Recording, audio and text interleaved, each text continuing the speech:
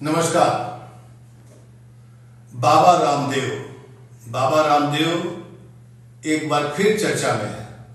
इस बार उनकी 14 दवाइयों के लाइसेंस कैंसिल कर दिए गए हैं और ये कदम उठाया है सुप्रीम कोर्ट के हस्तक्षेप के बाद। जी हाँ, वही रामदेव बाबा जो लगातार भ्रामक विज्ञापन दे करके, गलत विज्ञापन दे करके देश के लोगों को साथ में गुमराह कर रहे थे और अपने प्रोडक्ट को बेच रहे थे। अब खबर आपको मैं बता दूं कि भ्रामक विज्ञापन मामले में सुप्रीम कोर्ट से फटकार लगने के बाद बाबा रामदेव की पतंजलि आयुर्वेद को एक और बहुत बड़ा झटका लगा है। उत्तराखंड सरकार देर से जाग तो गई और पतंजलि आयुर्वेद लिमिटेड के खिलाफ कार्रवाई करते हुए उसके 14 उत्पादों यानी कि 14 दवाइयों के निर्माण का लाइसेंस रद्द कर दिया है। अब इसको मीडिया में हेडलाइन कहेंगे कि बाबा रामदेव को बड़ा झटका, लेकिन बाबा रामदेव ने देश को धोखा दिया, ये भी एक हेडलाइन बन सकती है। आपको मैं पूरी लिस्ट बताऊंगा कि कौन कौन सी दवाइयों को या उनके प्रोडक्ट को उत्तराखंड सरकार के ड्रग लाइसेंस अथॉरिटी ने बैन किया है और कार्रवाई करने का काम जो है शुरू कर दिया है। लेकिन ये सब कुछ हुआ है सुप्रीम कोर्ट की फटकार के बाद। पतंजलि आयुर्वेद और दिव्य फार्मेसी, इसके 14 ऐसे प्रोडक्ट जो आप बाजार में नहीं मिलेंगे और आप उसको मत यूज करिएगा। इसमें खांसी की दवा से लेकर कई तरह की गोलियां भी शामिल हैं। अब चूंकि ये कल हुआ है, मीडिया में आज कहीं थोड़ी बहुत चर्चा है, लेकिन पूरी डिटेल आपको कहीं नहीं मिलेगी। उत्तराखंड सरकार के लाइसेंस प्राधिकरण की ओर से एक आदेश जारी हुआ है। उसमें कहा गया है कि पतंजलि आयुर्वेद और दिव्य फार्मेसी की ओर से जो दवाइयां, जो प्रोडक्ट बना रहे थे, उसके बारे में भ्रामक विज्ञापन प्रकाशित किया, मतलब गलत तथ्य दिया और बनाया कुछ और। इसलिए इनके कंपनी के इन दवाओं के, इन प्रोडक्ट के लाइसेंस को सस्पेंड किया जाता है। आपको पता है कि इसके पहले सुप्रीम कोर्ट की सुनवाई में उत्तराखंड सरकार के ड्रग लाइसेंस अथॉरिटी को लेकर के सुप्रीम कोर्ट ने काफी नाराजगी जताई थी। आज भी उनसे कई मामलों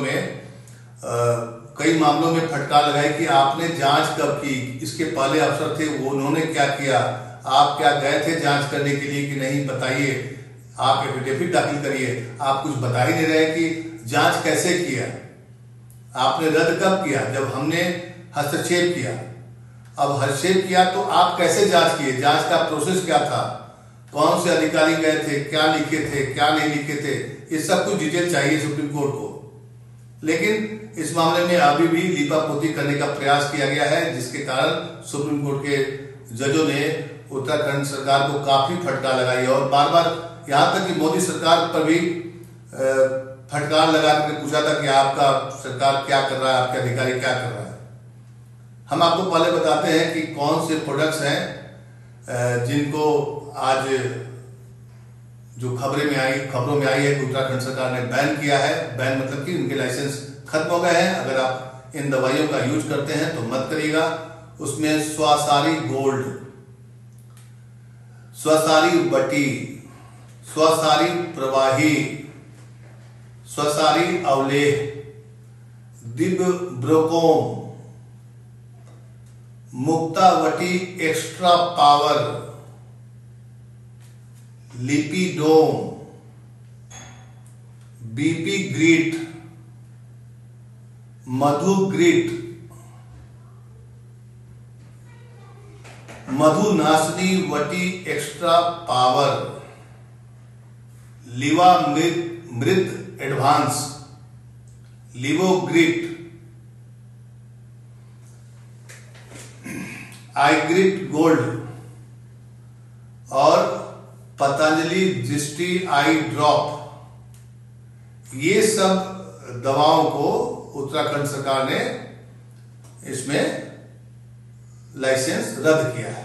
आपको यह भी बता दें कि पतंजलि विज्ञापन केस में मंगलवार यानी आज को सुप्रीम कोर्ट में करीब 1.5 घंटे सुनवाई हुई और जस्टिस हिमा कोहली और जस्टिस शाहनुद्दीन अमानुल्लाह की बेंच में रामदेव और बालकृष्ण 5वीं बार पेश हुए सुप्रीम कोर्ट में। हालांकि कोर्ट ने अगली सुनवाई जो मई के दूसरे हफ्ते में होगी उसमें उनकी पेशी पर छूट दे दी है, लेकिन 5 बार वो पेश हुए।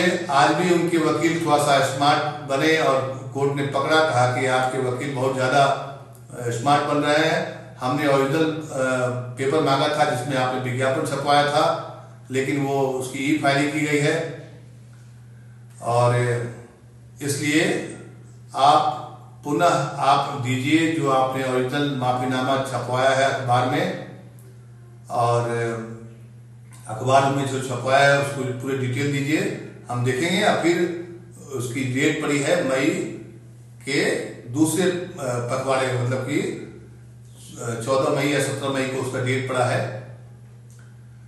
सुनवाई शुरू होते ही आज कोर्ट में पतंजलि के वकील को ओरिजिनल माफीनामा न्यूज़पेपर्स की जगह ई फाइलिंग करने पर बहुत फटकार लगाई गई। कहा कि बहुत ज्यादा कम्युनिकेशन गैप है या और ये बार बार ऐसा हो रहा है कि हम कहते कुछ हो रहे हैं, मेरा ऑर्डर कुछ होता है और वो पेश नहीं किए जाते हैं कागजात। कोर्ट को जो चाहिए कागजात जिसके आधार पर वो फैसला करे, वो कागजात समय पर नहीं पेश किए जाते हैं। कोर्ट ने इस पर एतराज जताया और कहा कि ये जानबूझकर किया जा रहा है। पतंजलि के वकील ज्यादा स्मार्ट हैं, पूरा न्यूज़पेपर फाइल किया जाना था, हमने आदेश दिया था पिछली सुनवाई में, लेकिन इसको ई फाइलिंग कर दिया गया। कहने का मतलब है कि रामदेव बाबा के जो मामला है इसको बार बार वकीलों की फौज कोशिश कर रही है कि मामला थोड़ा लंबा कीजिए, और कोर्ट भी एक एक चीज को देख रहा है, परख रहा है।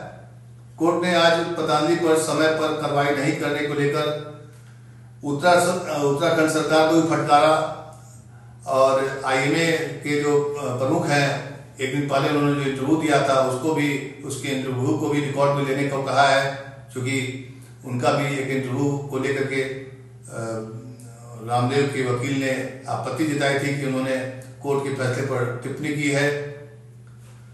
तो सुप्रीम कोर्ट में जो आज सुनवाई हुई रामदेव के मामले को लेकर के, मैंने आपको पहले बताया कि उत्तराखंड सरकार के ड्रग लाइसेंस अथॉरिटी ने 14 दवाइयों को बैन कर दिया है, लाइसेंस कैंसिल कर दिया है। आज सुनवाई में क्या क्या हुई, कुछ 4 प्रमुख बातों को आपको मैं बता दूं, आप जानकारी रखिए। कोर्ट ने पतंजलि को इजाजत दे दी है कि वो अपने माफीनामा वाले विज्ञापन का अखबार पेश कर सके। ई फाइलिंग और कटिंग्स की इजाजत नहीं दी गई है। ये पहला आज कोर्ट ने फाइंडिंग्स में जो बताया, जो आज हियरिंग हुई 1.5 घंटे की, उसके बाद 4 प्रमुख बातें हैं। दूसरी जो बातें आज हुई कि अगली सुनवाई के लिए बाबा रामदेव और आचार्य बालकृष्ण को सुनवाई के दौरान कोर्ट में मौजूद रहने से छूट दे दी गई है। आपको पता है कि पिछले 5 बार से वो लगातार सुप्रीम कोर्ट में आते हैं, उनकी पेशी होती है, हाथ जोड़कर माफी मांग रहे हैं, लेकिन उनके माफीनामा को अभी तक सुप्रीम कोर्ट ने स्वीकार नहीं किया है, क्योंकि पूरा मामला अभी सुनवाई में ही चल रहा है। और तीसरी जो प्रमुख बात है आज की सुनवाई की, इंडियन मेडिकल एसोसिएशन अध्यक्ष के मीडिया इंटरव्यू का मुद्दा भी आज उन्होंने सुना, जिसमें वो आईएमए की तरफ से उंगली उठाने के लिए आलोचना कर रहे हैं। कोर्ट ने आज रिकॉर्ड के लिए उनका इंटरव्यू मांगा है कि उसको भी रिकॉर्ड में शामिल करिए, हम देखेंगे कि उन्होंने क्या इंटरव्यू दिया है और अगर वो गलत है तो उन पर एक्शन क्या लिया जाए। और चौथी बड़ी बात जो आज कोर्ट में हुई, सुप्रीम कोर्ट में, उत्तराखंड लाइसेंसिंग अथॉरिटी की ओर से जो एफिडेविट फाइल की गई थी उसकी कोर्ट ने बहुत आलोचना की है। आलोचना क्यों की है? क्योंकि उसमें बहुत सारी बात भेद बात थी, मतलब कि क्या सच है पूरी बात उसमें बताया नहीं गया है। कोर्ट ने कहा कि अधिकारी तब जागे हैं जब कोर्ट ने आदेश दिया, मतलब अदालत जब जगाएगा तभी अधिकारी जगेंगे क्या? अदालत ने टिप्पणी में कहा कि अफसरों को खुद सावधानी बरतनी चाहिए थी। कोर्ट ने पूछा कि कोर्ट के आदेश के पहले और बाद में क्या एक्शन लिया गया, पूरी डिटेल हमको एफिडेविट में आपने जो दिया है वो क्लियर नहीं है। स्टेट लाइसेंसिंग अथॉरिटी को 14 मई तक जवाब देने के लिए निर्देश दिया गया है और इस मामले में अगली सुनवाई 17 मई को होगी। आज सुप्रीम कोर्ट में इस बात की चर्चा हुई। मैं आपको बताऊं कि उत्तराखंड सरकार की ड्रग लाइसेंसिंग अथॉरिटी ने, मतलब उत्तराखंड सरकार ने तब ये कार्रवाई की है जबकि सुप्रीम कोर्ट ने इंटरवेन किया, मतलब अधिकारियों को जगा रही है सुप्रीम कोर्ट। ये काम सरकार का था, ये काम अधिकारियों का था। शर्म आनी चाहिए उन अधिकारियों को जो अपना काम भी सही नहीं कर पाते हैं। सरकार या किसी पॉलिटिकल पार्टी के चमचागिरी में आज की तारीख में जो अफसर लोग जो काम करते हैं वो भी बहुत गलत है। अगर आप इसको कहिए कि हम लोग नेता की आलोचना करते हैं, हम लोग पॉलिटिकल पार्टी की आलोचना करते हैं, हर किसी की आलोचना करते हैं, लेकिन जो अधिकारी और कर्मचारी होते हैं उनका एक पार्टी के साथ में जुड़ जाना, किसी उद्योगपति के साथ सट जाना, और इसकी वजह से देश के लाखों करोड़ों लोगों के स्वास्थ्य के साथ जो खिलवाड़ किया जा रहा है वो भी एक बहस का विषय हो सकता है कि अधिकारी और कर्मचारी क्यों अपना ईमान बेच देते हैं या बदल देते हैं, उनको अपना कर्तव्य दिखाई क्यों नहीं पड़ता है। ये सवाल उठना चाहिए। अगर अधिकारी और कर्मचारी अपना काम सही तरीके से करें तो बहुत सारे मामले तो आएंगे ही। आज रामदेव के बाबा के जो प्रोडक्ट हैं, इतने 2 साल से सुनवाई चल रही है रामदेव के भ्रामक विज्ञापन, मतलब दवा बनाया कुछ और, विज्ञापन में बोल रहे हैं कुछ और इसको करके आपने विज्ञापन डाल करके आपने सारे कानून को ताक पर रखा।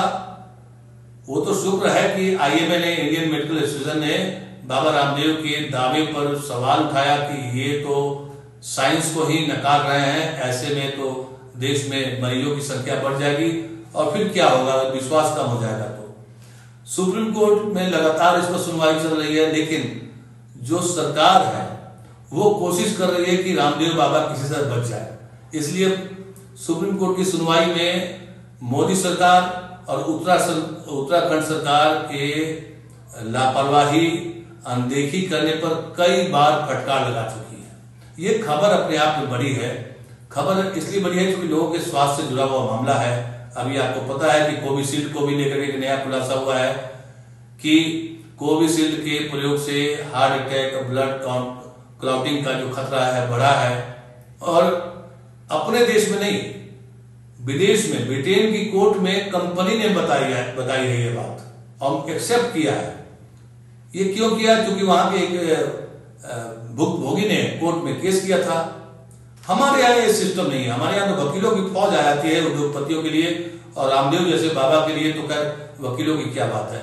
वकील तो है ही सरकार, केंद्र सरकार और राज्य सरकार दोनों उनके साथ में हो खड़ा है।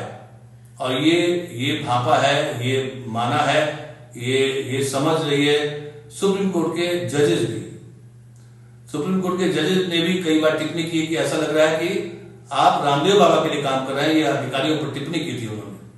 खैर, मैंने आपको बता दी कि रामदेव बाबा की खबर आपको मुख्य धारा की मीडिया में, टेलीविजन चैनल पर डिबेट नहीं होगा, डिस्कशन नहीं होगा, क्योंकि बाबा रामदेव किसी और धरती से आए होंगे शायद। क्योंकि इस देश के हर नागरिक का उतना ही अधिकार है जितना रामदेव बाबा का है, जितना एक प्रधानमंत्री का होता है, जितना एक राष्ट्रपति का होता है। किसी को, सिर्फ राष्ट्रपति को यह छूट मिलती है कि वो देश के प्रथम नागरिक हैं। इसके अलावा सभी नागरिक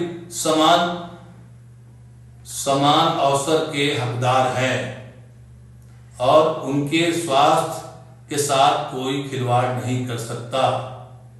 बाबा रामदेव की परेशानी अभी समाप्त होने वाली नहीं है। अगली सुनवाई में क्या होता है फिर हम आपको अपडेट करेंगे। रामदेव की कहानी आपको मीडिया में नहीं दिखाई पड़ेगी, इसलिए मैं बार बार, आज सुप्रीम कोर्ट में सुनवाई हुई वो मैंने आपको बताया, और आपको मैंने ये भी बताया कि उत्तराखंड सरकार ने उनके 14 दवाइयों को बैन कर दिया है, उनका लाइसेंस रद्द कर दिया है। अगर आप भी बाबा रामदेव के दवाइयों का सेवन करते रहे हैं या करते हैं तो एक बार लिस्ट जरूर देखिए, इस वीडियो को देखिए और अधिक से अधिक शेयर करिए ताकि लोगों में जागरूकता आए, लोग समझ सकें सच क्या है, झूठ क्या है। नमस्कार।